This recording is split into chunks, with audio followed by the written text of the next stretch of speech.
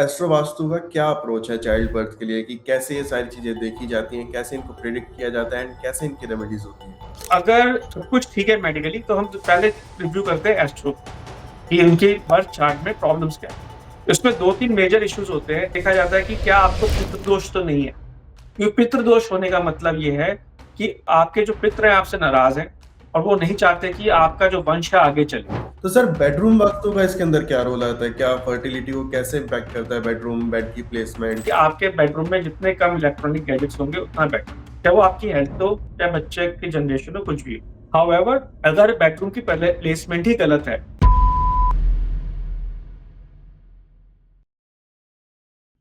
Hello everyone. अभी तक हमने वास्तु के ऊपर इतनी सारी चीजें डिस्कस करी हैं। हमारे पिछले पॉडकास्ट में हमने हेल्थ की बात करी, हमने वेल्थ की बात करी, हमने अबंडेंस प्रॉस्पेरिटी की बात करी। लेकिन आज हम एक सेंसिटिव टॉपिक लेकर आए हैं, जो है चाइल्ड बर्थ, जिससे काफी लोग परेशान हैं। लोगों के delayed child birth, infertility issues बहुत ज्यादा बढ़ते जा रहे हैं। हमने अक्सर ये देखा है कि कुछ लोग इससे डील कर रहे होते हैं एंड कभी वो एस्ट्रोलॉजर्स, वास्तु कंसल्टेंट से कंसल्टेशन लेने के बाद उनकी ये प्रॉब्लम सॉल्व हुई भी है। तो मैं अपनी ऑडियंस की तरफ से इसके पीछे के साइंस को, इसके पीछे के लॉजिक को, इसके पीछे की एस्ट्रोलॉजी, वास्तु को समझने के लिए आज सुमित जी से ये सब चीजें डिस्कस करने वाला हूँ।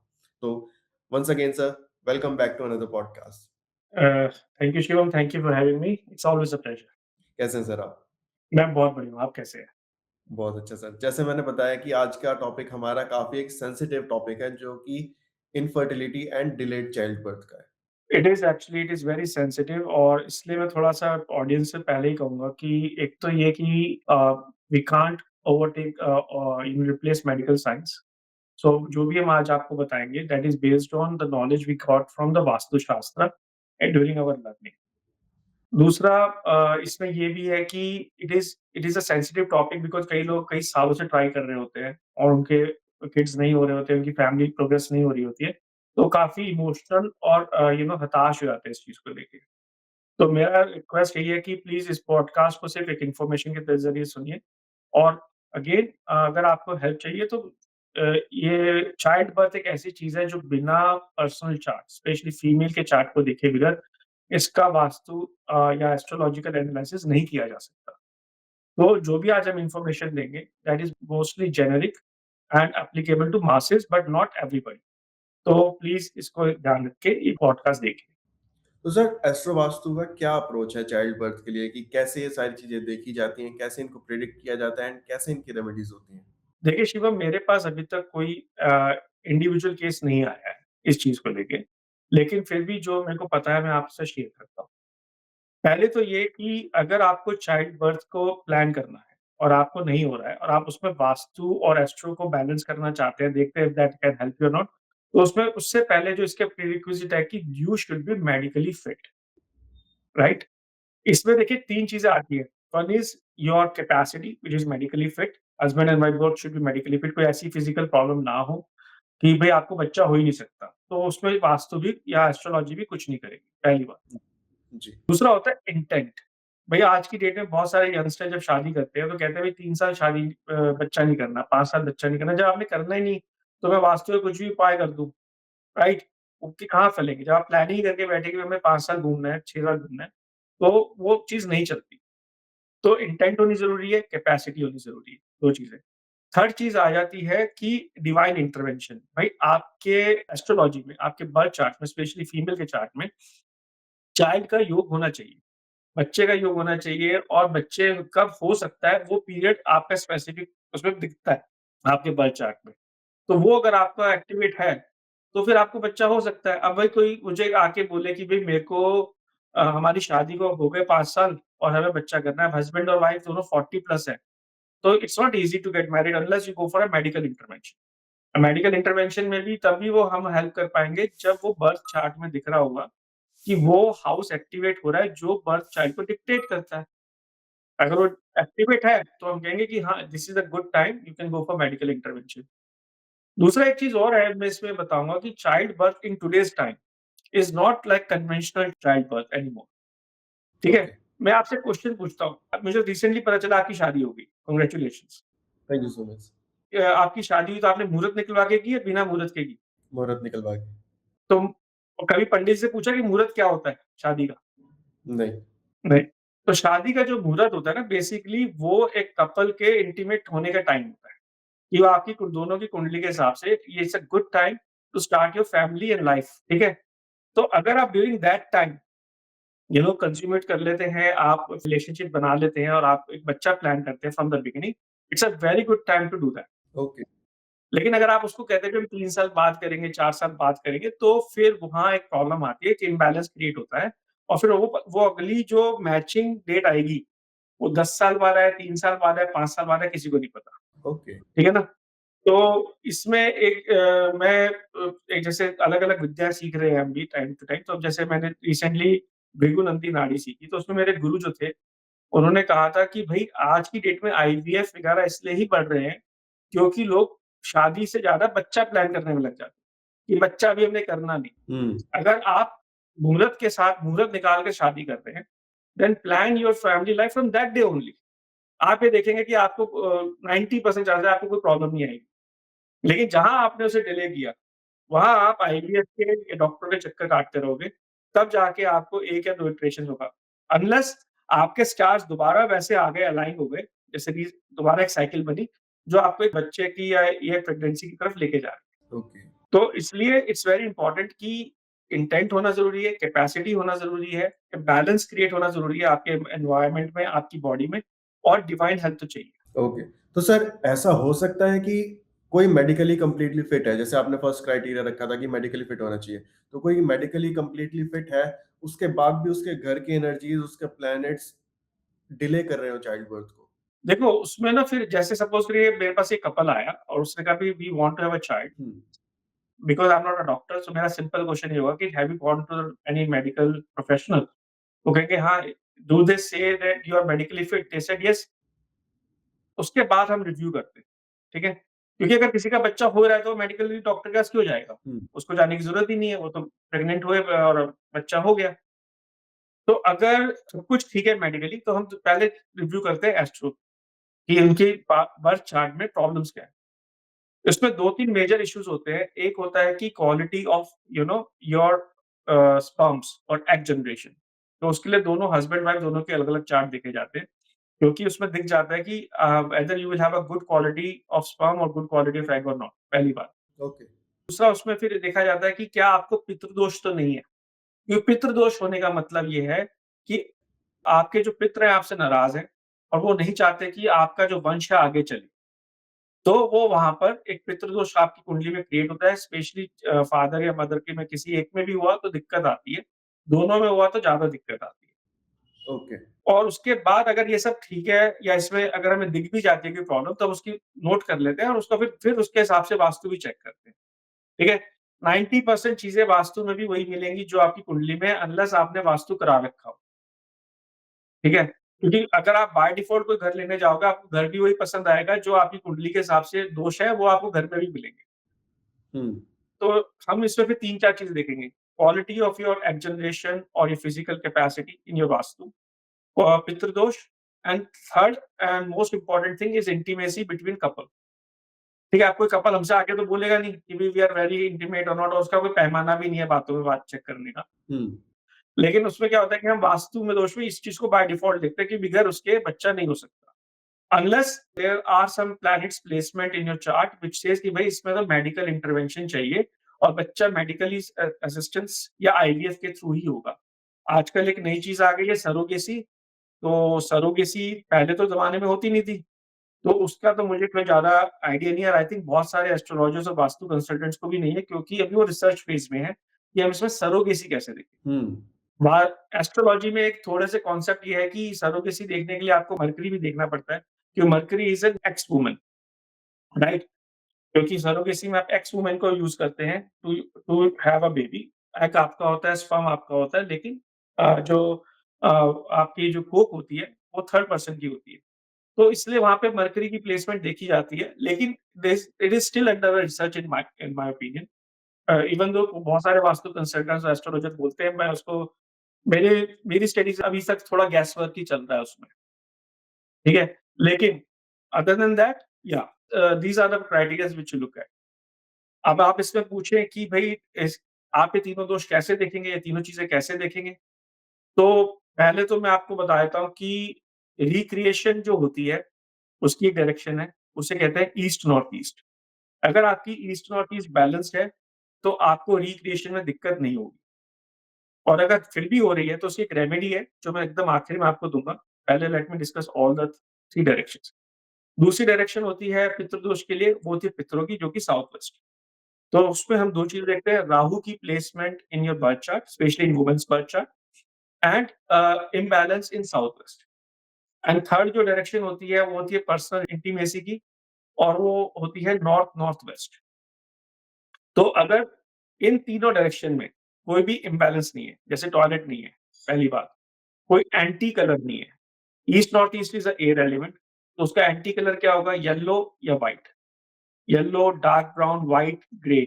इस तरह से के कोई कलर अगर ईस्ट में नहीं है, तो ठीक है। हैं, तो पहले वो हटाने पड़ेंगे। ओके, साउथ वेस्ट है पितरों की जगह, पर आल्सो अ अर्थ एलिमेंट।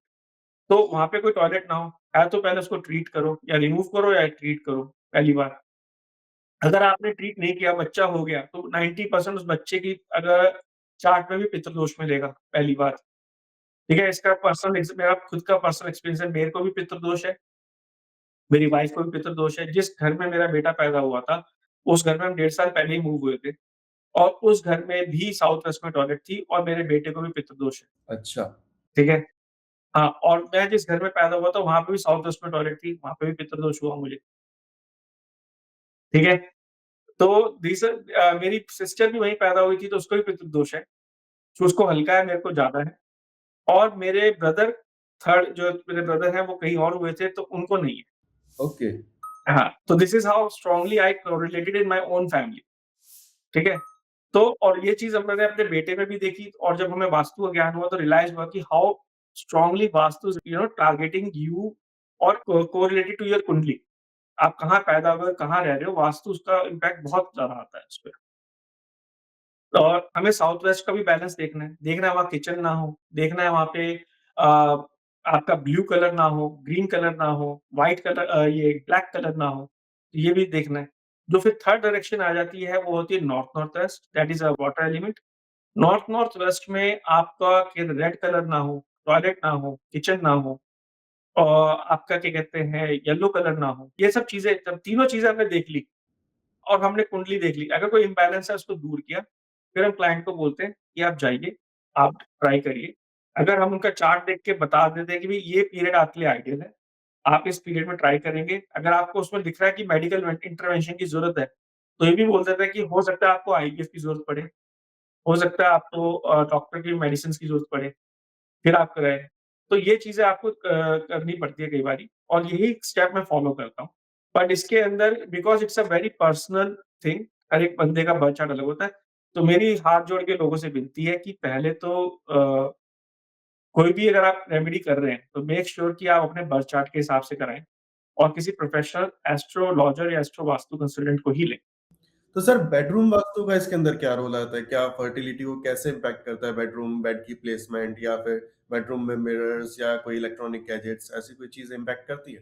देखो, इलेक्ट्रॉनिक गैजेट्स तो एक हम ये कहते हैं कि राहु है, राइट? और जहाँ राहु आता है, वहाँ बाधा आती है। तो इसलिए कहा जाता है कि आपके बेडरूम में जितने कम इलेक्ट्रॉनिक गैजेट्स होंगे, उतना बेटर है। चाहे वो आपकी हेल्थ हो, चाहे बच्चे की जनरेशन हो, कुछ भी हो, उसके लिए। नंबर 2 है डायरेक्शन। अगर बेडरूम पॉजिटिव डायरेक्शन में है, तो कोई दिक्कत नहीं आनी चाहिए, it should be fine. However, अगर बेडरूम की पहले प्लेसमेंट ही गलत है, तो हो सकता है कि आपके बच्चों में कोई प्रॉब्लम हो, या प्रोजेनी में कोई प्रॉब्लम आ जाए, मतलब होने में दिक्कत आ रही हो।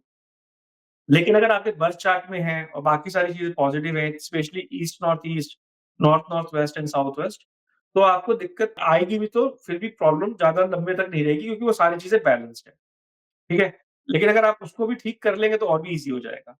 रही बात मिरर की, मिरर पे हमने शायद एक वीडियो बहुत पहले किया था पॉडकास्ट, जिसमें हमने बताया था कि जहाँ पे भी मिरर प्लेस करते हैं, आप एक डुअल प्लेसमेंट कर देते हैं अपनी।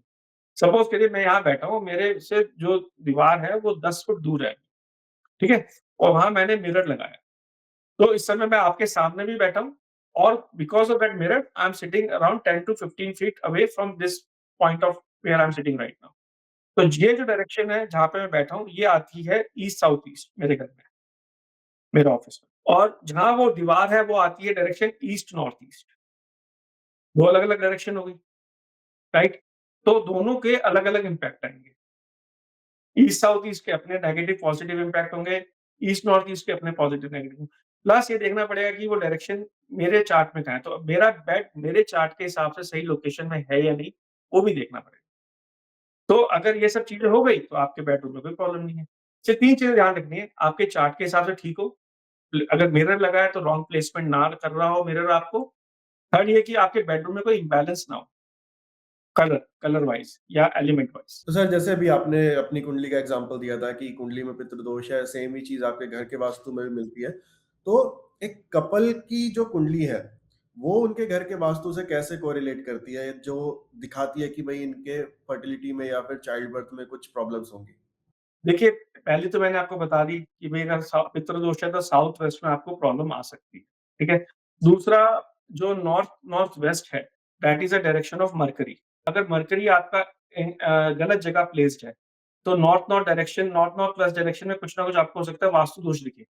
या ना मरकरी के साथ कोई एंटी प्लैनेट आ गया, या वो 6, 8 या 12th हाउस में है, तो हो सकता है वहाँ पे आपको कुछ ना कुछ इम्बैलेंस या प्रॉब्लम वो दे। फिर थर्ड जो आता है आपका क्या कहते हैं east north east. East north east जो डायरेक्शन है वो सूर्य की होती है, सन की होती है, और 5वीं राशि की होती है। तो उनको भी हमें इवैल्यूएट करना पड़ता है कि अगर वो कुंडली में गलत है तो हो सकता है वही वास्तु दोष आपके घर में भी हो। बट पता है क्या है कि आजकल बहुत सारे लोग वास्तु कंसल्टेंसी ले रहे हैं, तो वो दोष घर से हट जाते हैं, कुंडली में तो रहेगा ही रहेगा, कुंडली थोड़ी बदल जाएगी। तो कुंडली में रहता है तो अगर वो हट गया तो उसका ऑफ कोर्स इम्पैक्ट कम हो जाएगा या खत्म हो जाएगा। तो फिर भी हमें जाके देखना पड़ता है कि अभी भी है या नहीं। लेकिन मैंने आपको लास्ट टाइम एग्ज़ाम्पल दिया था कि जैसे मेरे कुंडली में मंगल 5वीं राशि में है, राइट? तो मेरे बेटे ने जाके हनुमान जी की मूर्ति रख दी, मुझे बिना बताए। तो कुछ चीज़ें ऐसी हो जाएँगी जो आपकी कुंडली में दोष दिखा रही हैं, आपने उसे थोड़े दिन रिमूव करा, फिर वो कहीं न कुछ ना कुछ एलिमेंट आ जाएगा, चाहे 1 या 2 चीज़ें आ जाएँ। तो कई बार हमें इसलिए बहुत बारीकी से देखना पड़ता है कि क्या गलत रख दिया, जिसकी वजह से प्रॉब्लम आ रही है। और इसमें एक चीज़ और मैं आपको सीक्रेट देता हूँ जो शायद काफ़ी लोग नहीं देंगे पॉडकास्ट पे, but because it's a sensitive topic. तो मेरी सभी यूज़र से रिक्वेस्ट है कि कोई भी ऑनलाइन ऐप लें जो आपको कुंडली जनरेट करती है, ठीक है? बहुत सारी ऐप्स आ गई हैं ऑनलाइन। उसमें अपनी डेट ऑफ बर्थ वगैरह डालें और लेडीज़ ये देखें कि उनका वीनस, और जेंट्स ये देखें कि उनका वीनस किस प्लैनेट के साथ है। अगर उनका वीनस मून के साथ है, तो Moon is anti to Venus पहली बात, और Moon is water and Venus is your egg और स्पर्म। ठीक है? तो वाटर में स्पर्म या एग डाइल्यूट हो गया, इसका मतलब देयर इज़ अ प्रॉब्लम और in the quality of your reproductive elements. जैसे किसी एग जनरेशन में प्रॉब्लम आ सकती है, किसी के स्पर्म जनरेशन में प्रॉब्लम आ सकती है। तो फिर उसके लिए हम ये बोलते हैं कि भई थोड़ा रेमेडीज़ हैं, या फिर डॉक्टर को बोलते हैं कि भई थोड़ा-सा आप आपको ये प्रॉब्लम आ सकती है, तो डॉक्टर से कंसल्ट करें और कोशिश करें कि वो उसको आप मेडिकली कैसे ठीक करेंगे, या आईवीएफ में जाने से पहले इस चीज़ का ध्यान रखें। तो सर कई बार लेट्स टेक एन एग्जांपल कि एक कपल आया है कि वो मेडिकली काफ़ी ट्रीटमेंट करा रहा है, काफ़ी बार उन्होंने ट्राई कर लिया कंसीव करने को बट प्रॉब्लम्स आ रही हैं। तो उस टाइम पे कैसे इवैल्यूएट किया जाए कि ये जो प्रॉब्लम्स आ रही हैं, ये वास्तु की वजह से आ रही हैं? देखिए, जब तक मैं कुछ देखूँगा नहीं कैसे बताऊँगा, ठीक है? तो मेरे पास कोई कपल आएगा तो सबसे पहले तो हम ये बोलेंगे भई आप अपनी कुंडली शेयर करिए। आप अपनी लिस्ट ऑफ प्रॉब्लम्स बताइए कि आपको क्या प्रॉब्लम्स हैं, हम उसी प्रॉब्लम पे फ़ोकस करेंगे। और फिर हम उनके घर की विज़िट करते हैं या उनसे उनके घर की डिटेल वीडियो और टू स्केल एक फ्लोर प्लान मँगाते हैं। तो अगर सपोज़ करिए आप आए हो या आपके कोई फ्रेंड आए मेरे पास, और मैंने उनको बोला भई ठीक है, लेट्स डू दिस थिंग, पहले आप मुझे अपना बर्थ चार्ट भेजिए। आपके बर्थ चार्ट भेजेंगे, मैं उसको थोड़ा डिटेल में स्टडी करूँगा और उसमें वो कुछ पॉइंटर्स बना दूँगा। फिर आपका फ्लोर प्लान भी होगा उस समय मेरे पास। तो फ्लोर प्लान में अगर वो चीज़ें मैच हो रही हैं, तो मैं वो उनका फर्दर नोट कर लूँगा and then we go and visit the site. तो साइट विज़िट होने के बाद हम वो पूरा डिटेल वीडियो हम खुद भी बनाते हैं, और अगर हम जैसे कोई फॉरेन कंट्री से हमारे पास आता है, तो हम पूरी डिटेल वीडियो मँगा लेते हैं for each floor, separate for each floor. The video is only for 5 to 6 minutes, sometime 10 minutes maximum for each floor, but हम स्पेंड करते हैं 2 to 4 hours on each video. क्योंकि पॉज़ कर के देखते रहते हैं, कुछ मिस तो नहीं हुआ, कुछ मिस तो नहीं हुआ, क्या चीज़ कहाँ रखी है, कौन-सी डायरेक्शन फ्लोर प्लान के हिसाब से मैच हो रही है, वो सब हो गया। इसमें फिर ज़्यादातर एस्ट्रो वास्तु कंसल्टेंट्स अ ये या तो एस्ट्रो वास्तु करते नहीं, या फिर अगर करते हैं तो केपी एस्ट्रोलॉजी यूज़ करते हैं। तो मैं केपी करता हूँ, साथ में बीएनबी एस्ट्रो मैंने ऐड कर रखा है। तो 2 विधि से देखता हूँ कि क्या इसमें एस्ट्रोलॉजिकली क्या प्रॉब्लम आ रही है, और what would be the good time to have a child. तो फिर हम क्लाइंट को बताते हैं कि भई आप पहले ये रेमेडीज़ कर लीजिए, and test your medical reports again within a month और 2 आफ्टर दैट। और फिर इस पीरियड के बीच में आप या तो ट्राई करिए, या फिर अगर आईवीएफ करा रहे हैं तो इस पीरियड के बीच में आईवीएफ कराइए, ठीक है? अगर वो स्टेप बाय स्टेप वो चलते हैं तो उसमें 99% चांसेस सक्सेस आने के। Of course we are not the destiny maker, but we are trying to make make their life better. तो सर जैसे कहते हैं कि स्ट्रेस की वजह से भी लोगों को कंसीव करने में प्रॉब्लम आती है, तो कभी ऐसा भी हो सकता है कि सिर्फ और सिर्फ कोई माइनर एडजस्टमेंट करी हो वास्तु में, जिससे लोगों की लाइफ से उनका स्ट्रेस रिलीव हुआ, उसके बाद भी उनको इनफर्टिलिटी की इशू दूर हो गए? या देखिए अगेन उसके लिए हमारे पास कोई फ़ॉलो अप तो होता नहीं किसी क्लाइंट के साथ। क्यों? क्योंकि सपोज़ करिए आप मेरे पास आए और आपको फाइनेंशियली बहुत स्ट्रेस है, तो आप मुझे जो प्रॉब्लम बताएँगे मैं उसी को फ़ोकस करूँगा। अगर आपने बोला सुमित जी मेरे को कैश फ्लो की दिक्कत है, मैं कैश फ्लो से रिलेटेड जो भी चीज़ मुझे देखनी है वो देख के वो रेमेडी करके चला जाऊँ। अब वो आपका कैश फ्लो इम्प्रूव हो जाता है, आप 2 दिन बाद ठीक हो जाते हो, 2 महीने बाद या 2 1 डेढ़ साल ठीक हो जाते हो, और आप फैमिली प्लान कर रहे हो। जब आपको कोई प्रॉब्लम आएगी नहीं तो आप मेरे पास आओगे नहीं, राइट?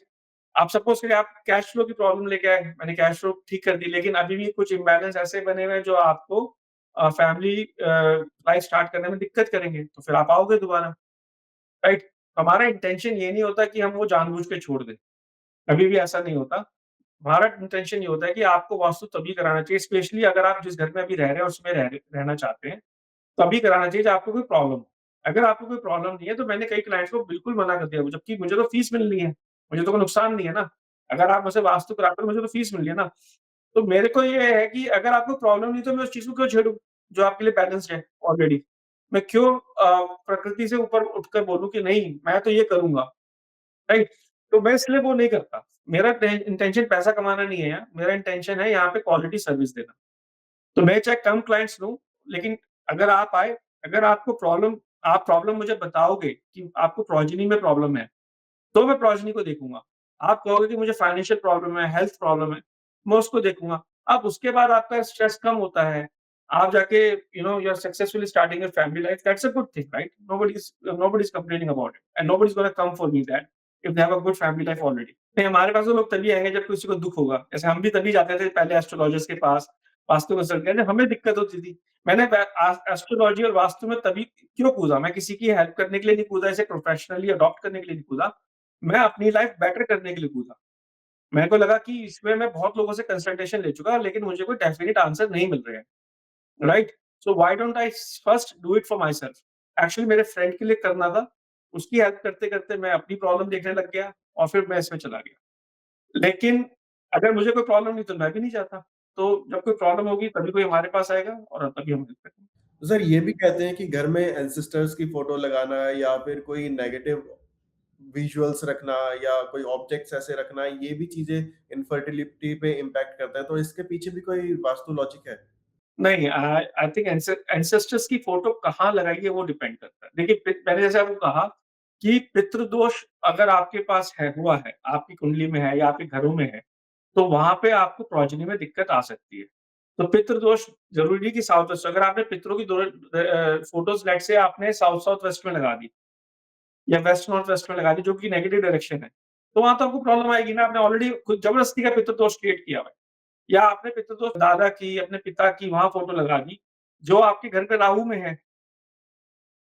हालाँकि राहु की डायरेक्शन साउथ वेस्ट होती है, लेकिन राहु जिन घरों में है, उन घरों में जो क्या कहते हैं डायरेक्शन बैठी है, मैं वहाँ पे जाके लगा दूँगा तो वहाँ मैं पितृदोष क्रिएट कर रहा हूँ। तो मुझे वो देखना पड़ता है कि मैंने डायरेक्शन कौन-सी यूज़ करी है। अगर ये डायरेक्शन सही है तो कोई दिक्कत नहीं है। आप पितरों की फ़ोटो लगाएँ, पितरों का आशीर्वाद सबको चाहिए, अपने जीवन के लिए भी, अपनी लाइफ़ के लिए भी। लेकिन हाँ, उनकी रिस्पेक्ट करेंगे तो ढंग से, नॉलेज के साथ, तो बेटर है। तो सर कौन-कौन सी डायरेक्शंस बिल्कुल प्रोहिबिटेड है जहाँ पे आप अपने एंसेस्टर्स की फोटो नहीं लगा सकते? देखिए मेन तो जो शायद हमने पिछली पॉडकास्ट में भी डिस्कस किया था जहाँ पे हम लक्ष्मी नहीं रख सकते, वही 3 डायरेक्शन सबसे पहले आती है। East south east, south south west and west north west में आप बिल्कुल नहीं लगा सकते। पितरों की डायरेक्शन आपको नॉर्थ नॉर्थ वेस्ट में भी नहीं लगानी चाहिए, कि north north west direction is of intimacy. Ideal location for पितरों की जो जो डायरेक्ट फोटो है वो वेस्ट है, अगर आपके नेगेटिव घर में नहीं आ रही है उसको डायरेक्शन तो। और साउथ वेस्ट है, क्योंकि साउथ वेस्ट है बना ही पितरों के लिए है, पितरों की डायरेक्शन है। मतलब मैं पितरों की डायरेक्शन ज़्यादातर प्रेफ़र करूँगा साउथ वेस्ट या वेस्ट, 2 ही डायरेक्शन में प्रेफ़र करूँगा। उसके अलावा आप कहीं लगाते हो तो प्रॉब्लम क्रिएट कर सकते हैं। तो सर जैसे आपने पॉडकास्ट स्टार्टिंग में ही बोला था कि आप एंड में कुछ रेमेडीज बताने वाले हैं, तो किस टाइप की रेमेडीज होती हैं जब इनफर्टिलिटीज के कोई केसेस आते हैं या डिलेड चाइल्ड बर्थ के केस आते हैं, और क्या रेमेडीज हैं सर वो?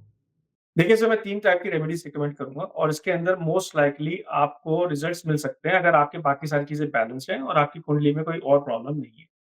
पहला, अगर आपको डॉक्टर ने कहा है, मेडिकल रिपोर्ट में आया कि आपको एग जनरेशन में प्रॉब्लम आ रही है या sperm quality is not good, तो उसमें एक रेमेडी है कि आप एक ग्रीन डिश लें या ग्रीन कलर का पॉट लें छोटा, जो परात वाला होता है, फैला हुआ पॉट होता है। किसी भी नर्सरी में जाएँ और बहुत हाई क्वालिटी की खाद ले लें, मैन्योर, और वो अपना ईस्ट नॉर्थ ईस्ट में प्लेस करें और उसमें रोज़ थोड़ा-थोड़ा पानी डालें। Okay. That will help you too, because east north is the direction of recreation, manure is giving you nutrients, and you're asking divine help to give you quality to your recreational seeds, right?